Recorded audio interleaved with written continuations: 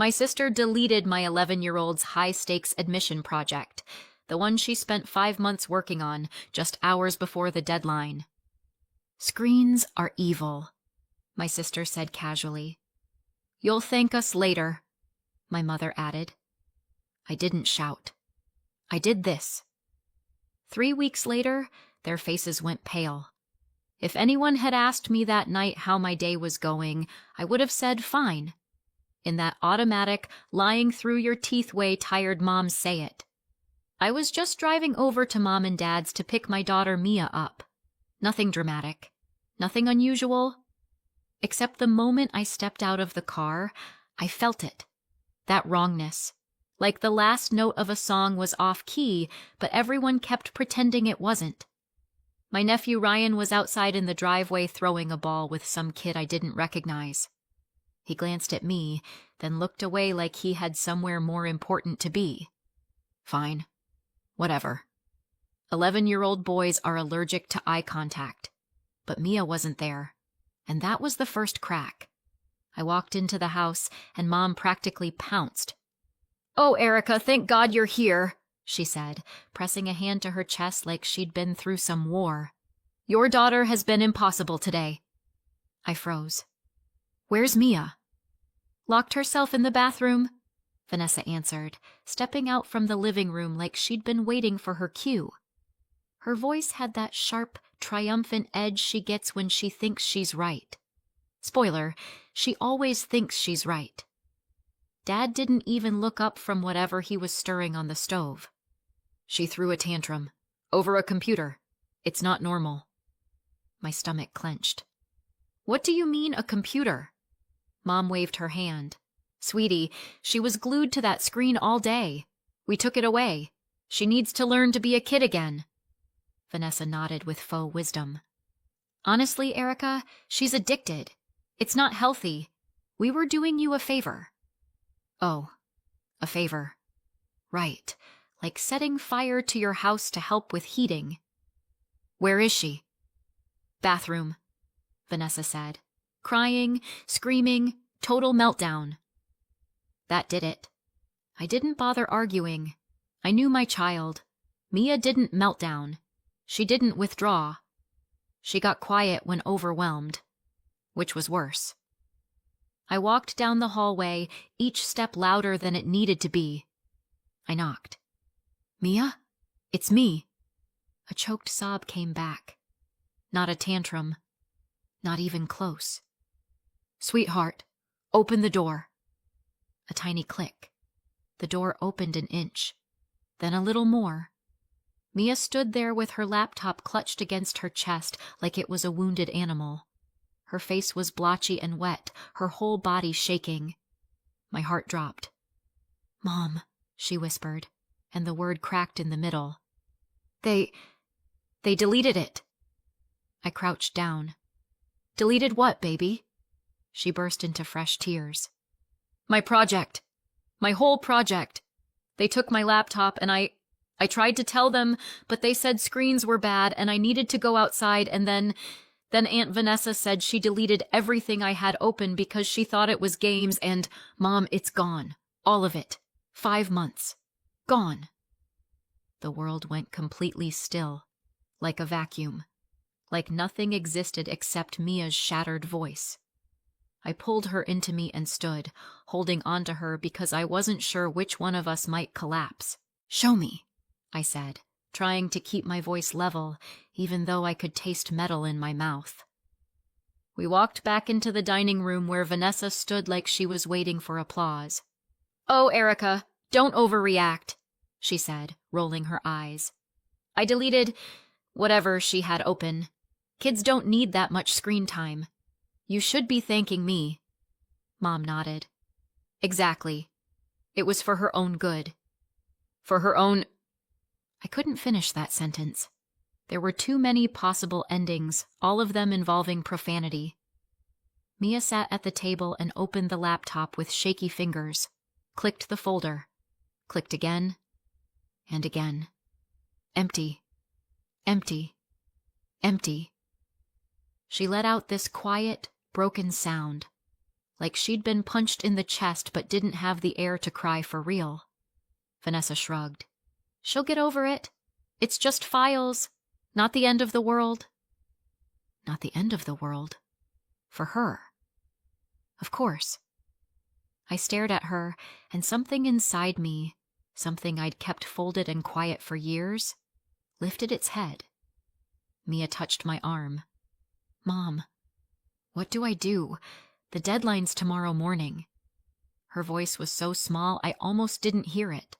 I put my hand over hers. We'll figure it out. Vanessa smirked in the doorway. Honestly, Erica, if she's crying like this over a computer, maybe it's good we intervened. Kids these days need grounding. Grounding. Right. I looked at her. Really looked. And Mom. And Dad. Standing together, united in their smug certainty, as if they hadn't just gutted an 11-year-old's future.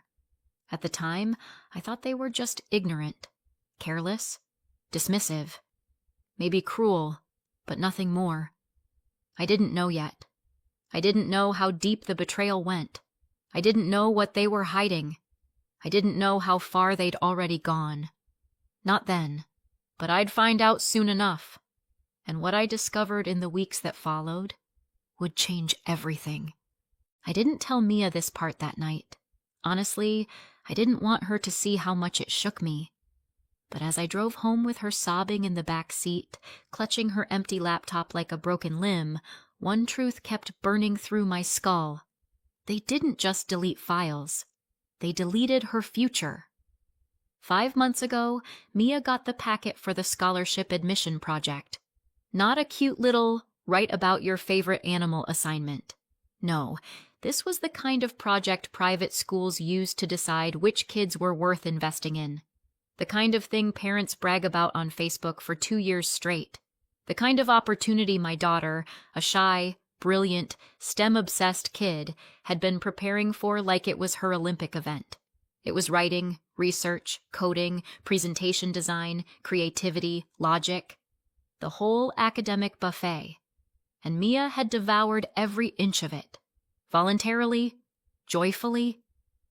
Meanwhile, Ryan spent that time leveling up in whatever game he was obsessed with that week. Vanessa called that normal childhood development.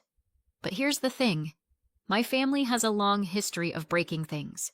This time, they just broke something that belonged to a mother who's finally done being polite. And if I wanted to understand how they became experts at pretending this behavior was normal, I had to rewind. Growing up, I was always the other daughter. Vanessa could set the house on fire, and Mom would explain why the matchstick had provoked her. Meanwhile, if I breathed wrong, I'd get a lecture about attitude. My entire childhood was one long, "Why can't you be more like your sister?" soundtrack. And the sick thing? I believed them. I believed I was the problem. Vanessa was the golden one. I was the one who needed to try harder. There was never a moment, not one, where anyone chose me. By adulthood, I should have grown out of it, right? You'd think motherhood and a mortgage would earn me a graduation certificate from dysfunctional family academy. But nope. The pattern just evolved. Vanessa became the perfect mother with the perfect son. I became the background utensil whose job was to smile, help, and accept criticism while they praised their living room shrine to Ryan's achievements. He got a B in math. He's gifted. Meanwhile, Mia could cure cancer and they'd ask if she remembered to say thank you. I spent years brushing it off. It's just family, I'd tell my husband Daniel. They don't mean anything by it. I'm probably imagining it. But deep down I knew the truth. And the truth tasted a lot like bile. When the scholarship competition was announced, both kids were excited. Something they could do together, supposedly. Ryan made a Canva slide and got bored after an hour. He announced at dinner that he was dropping out because it's dumb. Vanessa praised his self-awareness. Mia, meanwhile, lit up like someone plugged her into a generator. She spent 5 months building something incredible. She never complained, never bragged. She was excited. And my parents knew. Vanessa knew. Everyone knew how much work she'd poured into it. Which is why, when they took her laptop and deleted everything, I thought, naively, that it was just ignorance. Just them not understanding. Just them being careless. I told myself they didn't mean to destroy her chances. They didn't think it through. They just didn't understand how important it was. Back then, that's genuinely what I believed. But the truth? The truth crawled in later. Slow. Ugly. Heavy. And every new piece of information felt like a bruise forming under the skin. We didn't talk on the drive home. Not because I didn't want to, but because Mia was sitting in the back seat like someone had unplugged her soul, arms wrapped around her laptop, eyes staring at nothing, breathing too quiet.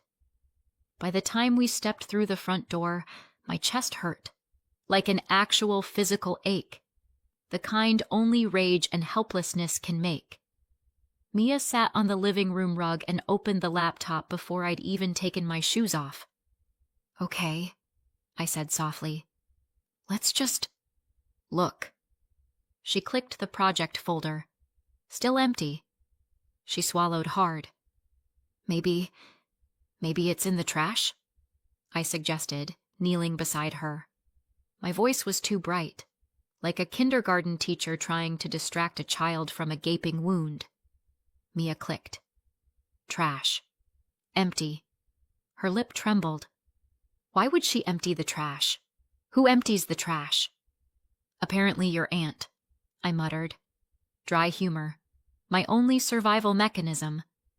She made a choking noise. Half sob, half laugh, like her last nerve had snapped in half. "Okay." I tried again. "Okay, let's think. Maybe it's backed up somewhere." Mia blinked at me, eyes huge and terrified. "Where?" I didn't have a clue, but moms aren't allowed to say "I don't know" during crises. "Maybe in your email," I said. "Did you ever send anything to your teacher?" Mia opened her email, scrolled. For a moment I held my breath so hard I thought I'd explode. Then Mia whispered, "Mom, look." An attachment. A file. Old. Incomplete. But real. The January version. Not the final one. Not even close. But something. Mia's shoulders sagged with relief and horror at the same time. "This is all we have," she said quietly. And somehow, that was worse. I sat down on the floor next to her. "We'll rebuild it." She shook her head. "Mom, it's too much. It took months." I put my hand over hers. "Then we'll do months in a night." She looked up at me. The tiny, exhausted tilt of her chin nearly destroyed me. But she nodded. We opened the old file. And the real work began. The first hour was mostly tears. Mia's, mine. Both of ours, hard to tell. She'd scroll down and gasp, "I wrote a whole section here. I can't remember it." And then crumble. Or, "I had charts here. I had diagrams." Before burying her face in her hands. Every time she cried, something inside me cracked. And every time something cracked, something else hardened. Vanessa hadn't just deleted files. She'd deleted pieces of my daughter's confidence, one click at a time. Around midnight, we had about 1/4 of the project reconstructed. It looked like a skeleton. Recognizable, but sad and bare. Mia stared at the empty sections like they were crime scenes. "I hate this," she said softly. "It's not good. It's not the same." "No," I said. "It's not." She blinked at me like she wasn't expecting honesty. "But it's still yours," I added. "And we're still submitting something. We're not letting them take that too." She wiped her nose on her sleeve. "What if it's not enough?" "It'll be enough to prove you showed up," I said. "And sometimes that's half the war." She snorted. "That's not comforting." "Good," I said. "It wasn't meant to be comforting. It's meant to be true." She actually laughed. A tiny, exhausted puff of a laugh. Then she kept typing. Around 2 a.m., she hit a wall. Her fingers froze above the keys. She whispered, "Mom, I can't remember the last part. The whole ending. It's gone." Her voice sounded like glass cracking. I gently pulled the laptop toward me. "Let me try." I typed until my eyes burned, badly, awkwardly, like a raccoon trying to write a thesis. She leaned on my shoulder, reading silently, eyebrows pinched in pain. "It's not what I wrote," she murmured. "I know," I said. "But we'll fix it." She didn't believe me. I barely believed myself. By 4 a.m., she was slumped sideways against me, cheeks sticky with old tears. Her little hands rested on the keyboard like they were too tired to try anymore. I kept typing, and typing, and deleting, and typing again. Somewhere around 6 a.m., Mia fell asleep curled against my hip. I didn't dare move. At 7:52 a.m., she woke up long enough to hit submit. Then she whispered, "I don't even want to know the result." The next 2 weeks were long, quiet, and filled with the kind of tension you feel in waiting rooms. Even my husband moved more gently, like the air around Mia might break if touched wrong. But the silence was worse than crying, worse than rage. It was the silence of a child who'd lost something she built with her entire heart. And I was waiting for something too, the moment my parents or Vanessa would show a flicker of remorse. A crack. A hint of guilt. Nothing. They didn't call. They didn't text. They didn't check on Mia. They moved on like they'd simply cleaned out a junk drawer. Like nothing significant had happened. And that silence was its own kind of answer. Something was off. Something was wrong. Something didn't add up. But I kept pushing the thought away, because the alternative, the darker explanation, was too painful to consider. Not yet. 2 weeks later, Mia walked into the kitchen holding her Chromebook like she'd found a bomb. "Mom," she said, "they posted the finalists." I dried my hands and took the laptop. Her name wasn't there. Ryan's was. I stopped breathing. I couldn't blink. I couldn't speak. It felt like someone opened the front door of my brain and punched me in the face. Mia stared at the ground. He didn't even want to keep going. I swallowed. My mouth tasted like metal. Let's see the description." She clicked. I read. The back of my neck prickled. My stomach dropped. The room tilted. The project topic, the formatting, the phrasing, the concept. I knew it. I had read it. Lived through it. Because Mia wrote it. "Mia," I whispered. I don't know what this means yet, but something isn't right." I drove to my parents' house with Mia beside me, silent and trembling. Vanessa opened the door like she'd been practicing her expression in the mirror, sympathetic, condescending, and smug all at once. "Oh, Erica," she said. "What's up?" I didn't answer. I walked past her. Mom and Dad were in the living room, pretending to be surprised. "What's going on?" Dad asked. I held up the flyer. "Explain this." Mom squinted. "Oh, Ryan got in. Isn't that great?" "Where did his project come from?" I asked. Dad frowned. "Are you accusing us of something?" "I'm asking," I said, "what he submitted." Vanessa's smile flickered. A crack. A glitch. Then she smoothed it over. "You're being ridiculous," she said. "Mia is upset she didn't get picked. You're feeding it." Mia stepped behind me, gripping my shirt. I turned to Vanessa. "Tell me the truth." She crossed her arms. "There's nothing to tell." Lie. Mom clasped her hands. "Erica, don't ruin this for Ryan." And there it was. The slip. The truth buried inside the phrasing. "Ruin what?" I asked quietly. No one answered. I walked out. That night, After Mia was finally asleep, I sent the email. I attached the old draft screenshots, dates, timestamps, everything we still had. No accusations, just facts. The kind that cut deeper than any insult. The committee replied in the morning, "We will review this." That was it. No promises, no reassurance. But I didn't need reassurance. I just needed the truth. 2 days later, the school posted a flyer. Finalist presentations. Open to the public. Ryan's name was at the top. Vanessa texted me, "Don't come. Seriously, don't embarrass yourself." I stared at the message. Then I turned my phone off. I wasn't planning to embarrass myself, but someone else was about to be embarrassed. And they had no idea what was coming. If you've never walked into an auditorium knowing a bomb is going to go off, but no one else realizes they're standing 5 feet from the blast radius, let me tell you, it's a special kind of adrenaline. Mia and I stepped through the doors, and the air practically crackled. People chatting, programs rustling, families taking photos. Normal, innocent chaos. Meanwhile, I felt like I was walking in with a live grenade tucked under my arm. Vanessa spotted us first. Her face pinched like she'd bitten a lemon dipped in battery acid. She whispered something to her husband Trevor, who looked like he wanted to dissolve into the chair, and then hissed across the aisle, "I told you not to come!" I smiled sweetly. "Oh, Vanessa, you know I never listened to you." Mom whipped around. "Erica, don't start."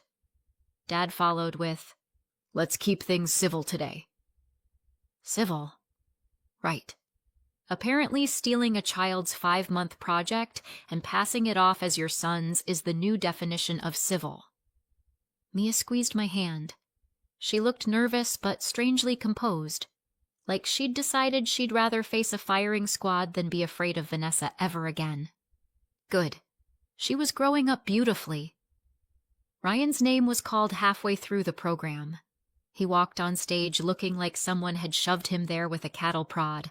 Pale, sweaty, eyes darting everywhere. I almost felt bad for him. Almost, until I remembered the night Mia cried herself sick because her entire future was wiped out by adults who thought she didn't matter.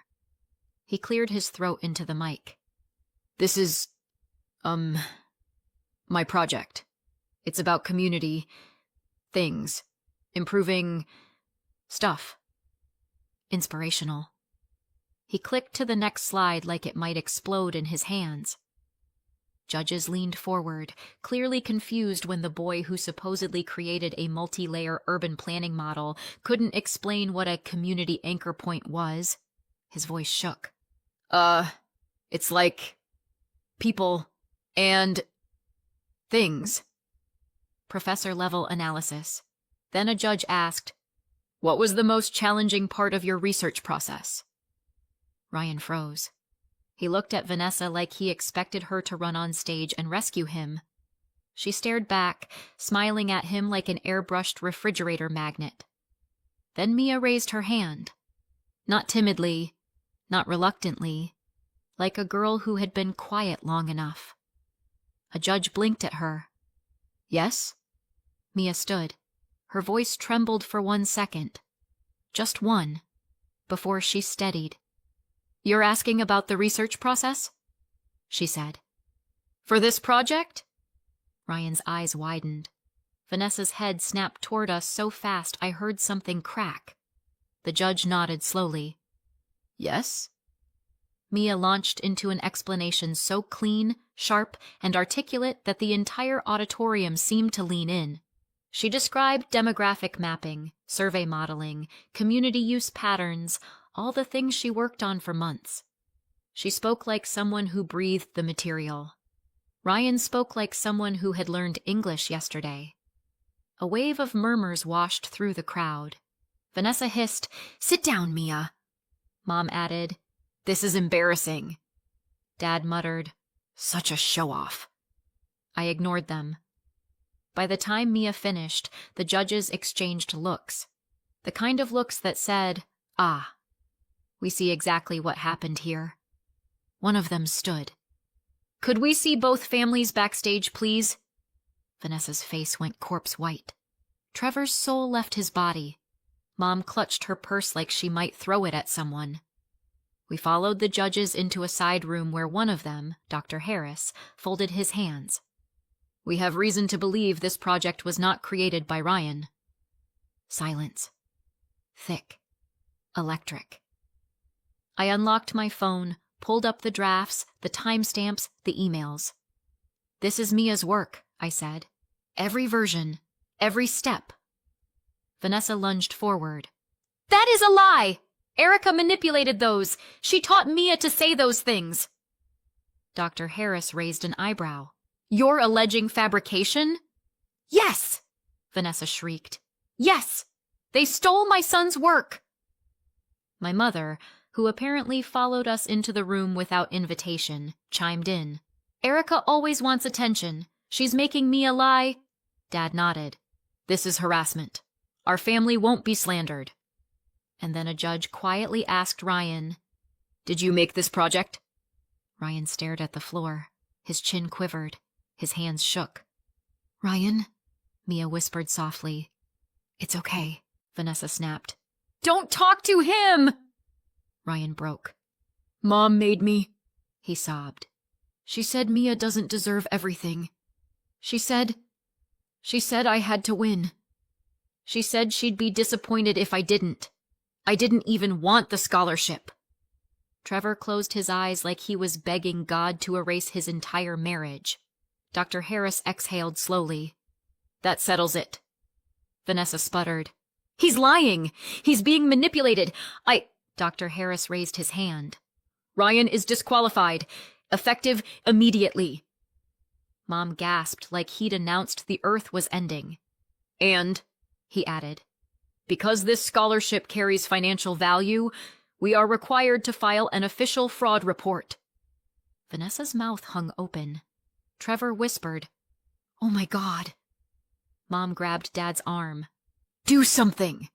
Dad answered. "What? Bribe them?" For once, he sounded sane. "And," Dr. Harris continued, "given the testimonies and the pressure placed on Ryan, we are referring this to CPS for review." Vanessa looked like someone had unplugged her brain. I felt a strange calm settle over me. Not joy, not triumph, just a deep, exhausted relief that someone, finally, saw what my family really was. A judge turned to Mia. "You are the rightful creator. You will receive the scholarship." Mia's eyes filled. Not with the same tears she'd cried in that bathroom weeks ago. These were different. She nodded quietly. "It's been 6 months, and every morning Mia heads into school with a confidence I used to only see in glimpses. She's in the gifted program now, the one the scholarship earned her a spot in. And she talks about it like it's her second home. She comes back every day with things I don't fully understand. Half-built engineering prototypes, research assignments that look like graduate-level work, group projects with kids who love learning as much as she does. She has friends who challenge her, teachers who actually see her, and a spark I was terrified had died the night her laptop was wiped. And she's happy. Really, truly happy. My family? Their timeline looks different. Ryan ended up switching schools. Mutual decision, Vanessa claims, even though every parent in their old district knows the truth. Fraud sticks. Even at the new school, people whisper. Invitations dried up fast. Vanessa now has an official fraud note on her record. Nothing dramatic, but enough to block certain jobs and shred her PTA ambitions. CPS still checks in from time to time after what Ryan confessed. Mom and Dad lost most of their social circle.